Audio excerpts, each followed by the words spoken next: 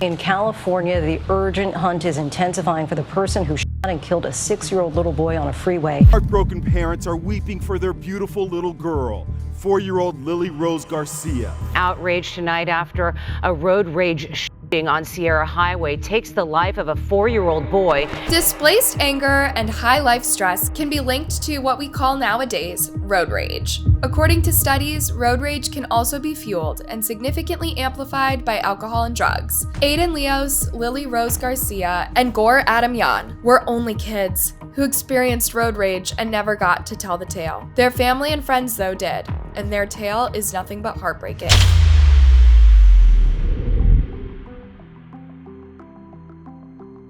Aiden Leos was the son of Joanna Clunan and Joey Leos, and he was a charismatic 6-year-old boy. Described as a little empath, Aiden had this amazing ability to empathize with the people around him. He liked to tell jokes and specialized in silly dances. He was also described as a boy mature beyond his years. For his last birthday, as he was about to blow out the candles, Joanna said that he looked at his family and said, "I just wish for everyone to be happy." But everyone around him became unhappy. On the morning of May 21st, 2021, while riding in his mother's car heading to kindergarten at Calvary Chapel in Yorba Linda, the unthinkable happened. Joanna was just about to exit the 55 freeway in Orange County when a car cut her off and kept going as if nothing had happened. Unfortunately, she didn't let it go. She drove next to the other car and saw a young female driver and flipped her off. It was a move she wished she had never done.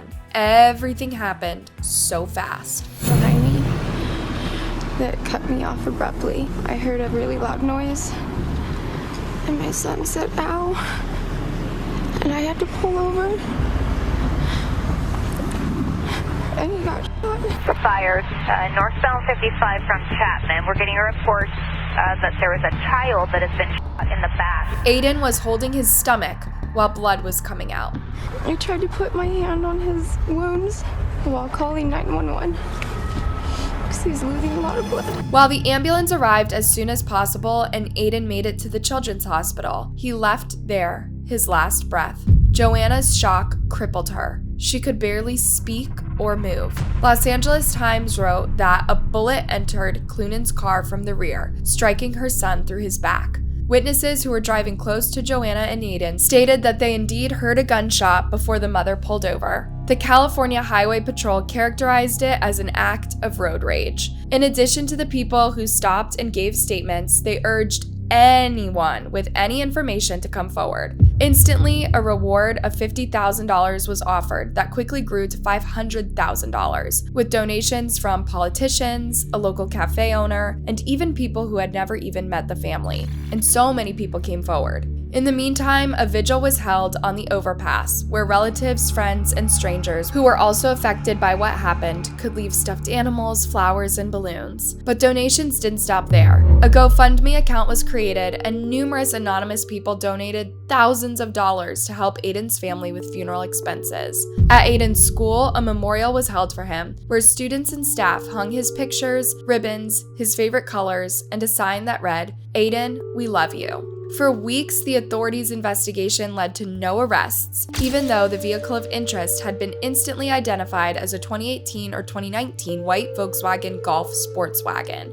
However, the evidence continued to mount, and based on the witnesses' descriptions, the driver and passenger were identified.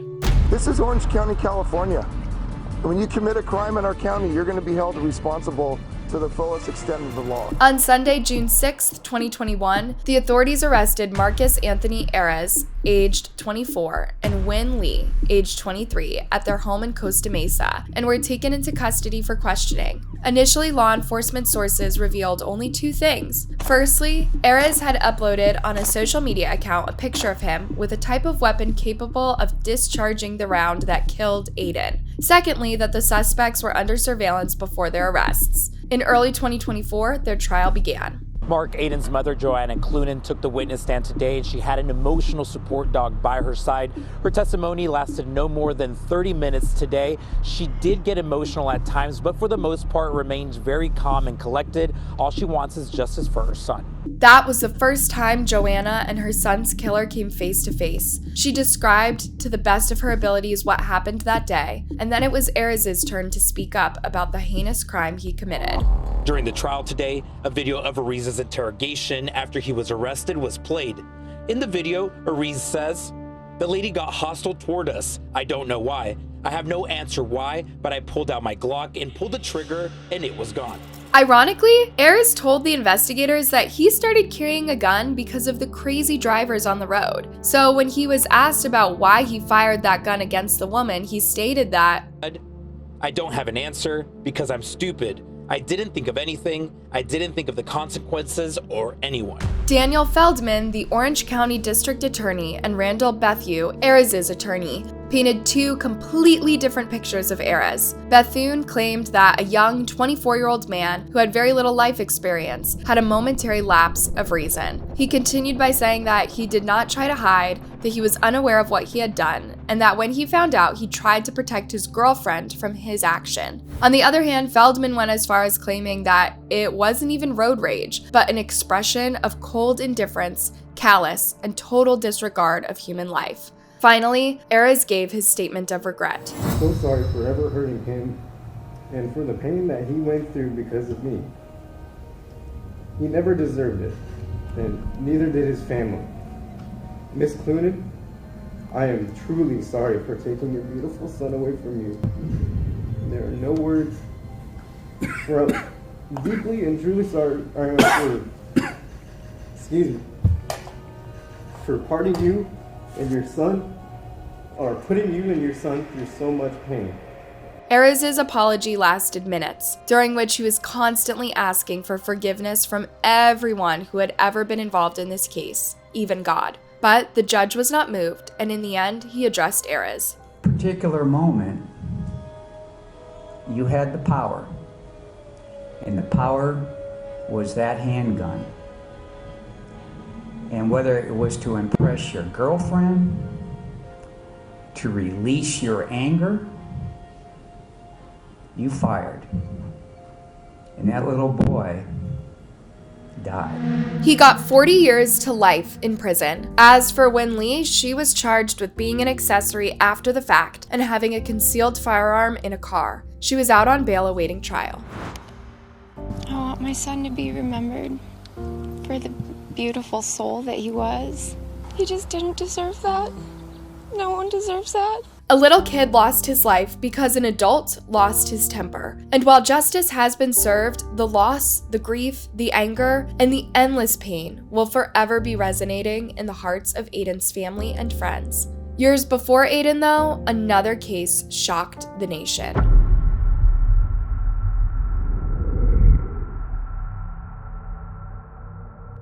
There's an adult holding and it looked like an unresponsive child. Gone. My Lily's gone.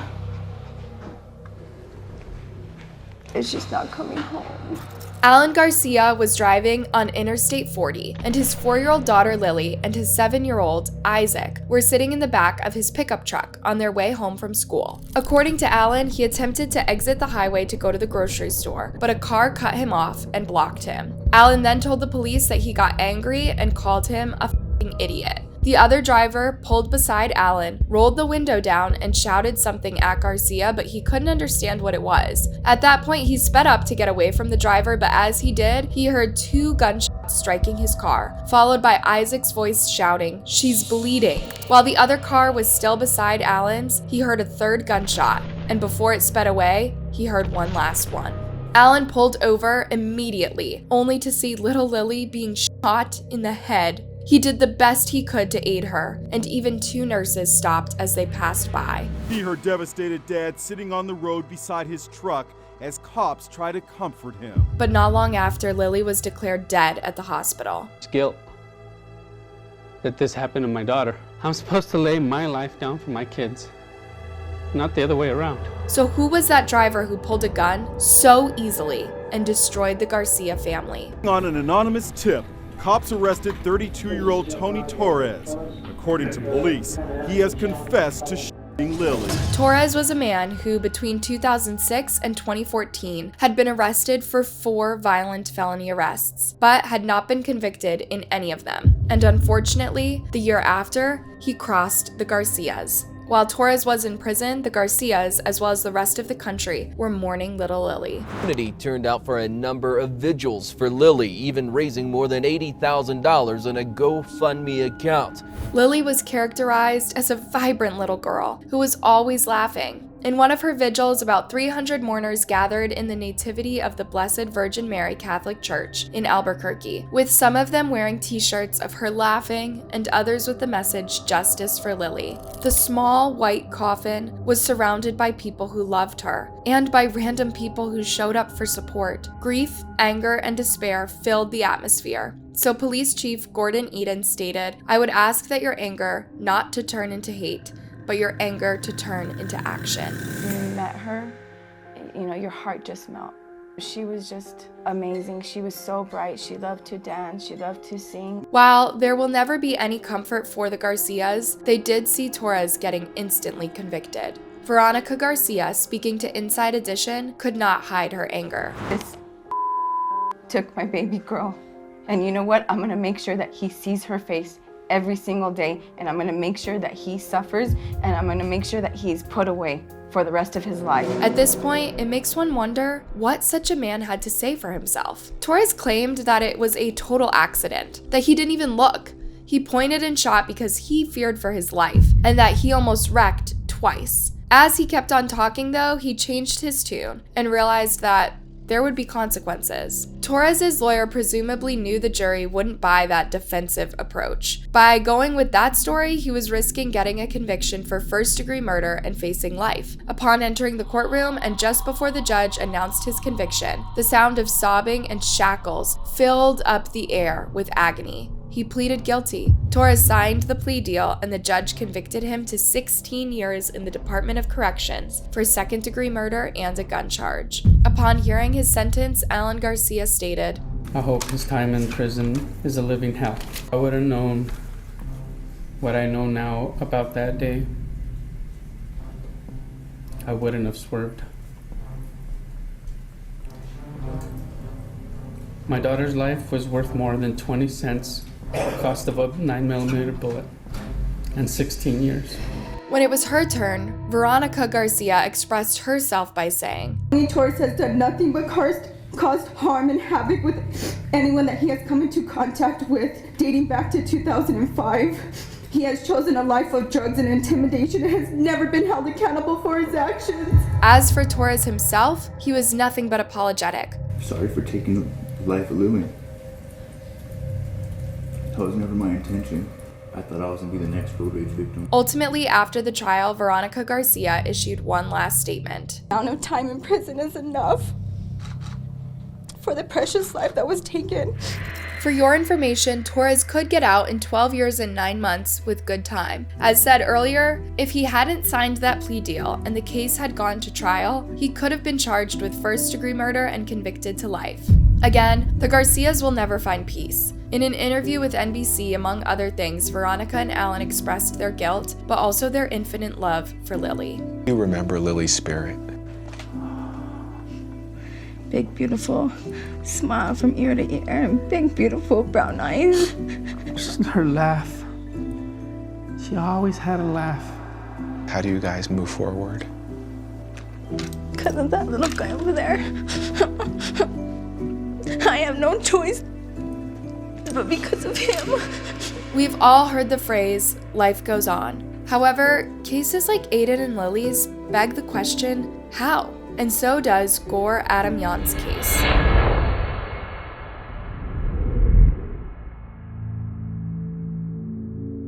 A lesser-known phrase is that history teaches us that man is not taught by history. 8 years after Lilly's murder and 2 years after Aiden's, tragedy struck the Adamyan family. The identity of a 4-year-old boy tragically shot and killed in a road rage incident over the weekend has now been released. Gor Adamyan was in the backseat of a car when the shooting happened in Lancaster. In December 2023, just a week before Christmas, Gore and his parents were driving to the grocery store when another driver aggressively cut them off and started chasing them in the area of Sarah Highway and East Avenue J in Lancaster. The Adamyans slowed down. The other car eventually pulled up alongside. The female passenger handed the gun to the male driver, who, with no hesitation, fired 8 shots, 3 of those hitting the 4-year-old. Gore's parents rushed him to the hospital, but it was too late. The police acted immediately. The city's new high-tech crime-fighting system led LA County deputies to the suspects. Scam that picked up part of the plate, and once we had part of the plate, we could track it. And we tracked it to a hotel. This particular suspect was in custody a week ago for a gun-related felony, and they had to let him go because of the new bail laws. Unfortunately, 10 months before the shooting, the family had decided to move to a more affordable area, a decision they would gravely regret. Shock, anger, cutting through the night in Lancaster 1 week before Christmas. Lancaster residents gathered in the area where the boy was gunned down, bringing candles and photos of the 4-year-old Gore. Here, but they're almost dead in spirit, dead in soul, dead in life. And as if losing your child is not indescribably painful, not being able to afford to bury it comes as a twist of fate and a reminder of how far under the belt life can hit. A GoFundMe account was created for the Adamyans, where thousands of people showed their support, restoring once more the faith in humanity. For Christmas, it's just devastating. I just could not imagine. I mean, how do you even celebrate Christmas? I couldn't even think. The Christmas trees and the presents and the food, or all that is meaningless because they don't have their child. Today, the Adamyans demand justice and expect the people responsible to spend their lives in prison. So far, Buckhard has already been to court, and the charges against him are attempted murder and murder. His extended criminal record includes several felony arrests and 6 convictions. His last arrest was on grand theft charges. I wish they had shot them at the apprehension. Let's be clear about that. You cannot go into cities and shoot 4-year-old children and expect anything resembling due process. And the fact that they got it was unfortunate. I'm not a big proponent of the death penalty, but there are some crimes that require something more than what they're giving people, because it's getting worse. Whether you share the mayor's point of view or not, love it or loathe it, accept it or reject it, the fact remains, it is getting worse. Who got slammed to the ground on pavement, we have nothing. 0. Zilch. This isn't a fight. This is just a beatdown. Louisville police tell us it all started as road rage over the weekend. They say here on I-20, Brittany Griffith shot the teen girl in the face. Oh my God!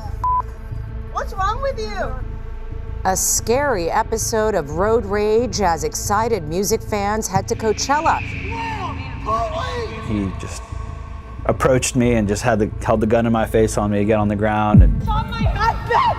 Call 911! Call 911! He's on my husband! A wife witnessing her husband's final moments. Why does history repeat itself? Why don't we learn? Here are the top 3 advice from the online safety trainer that can potentially save lives. 1. Remain calm. Try to keep your emotions in check and avoid getting caught up in the heat of the moment. 2. Avoid confrontation. Do not engage with the other driver or respond in kind to their aggressive behavior. 3. Get out of the way. If possible, move to a different lane or exit to avoid the other driver.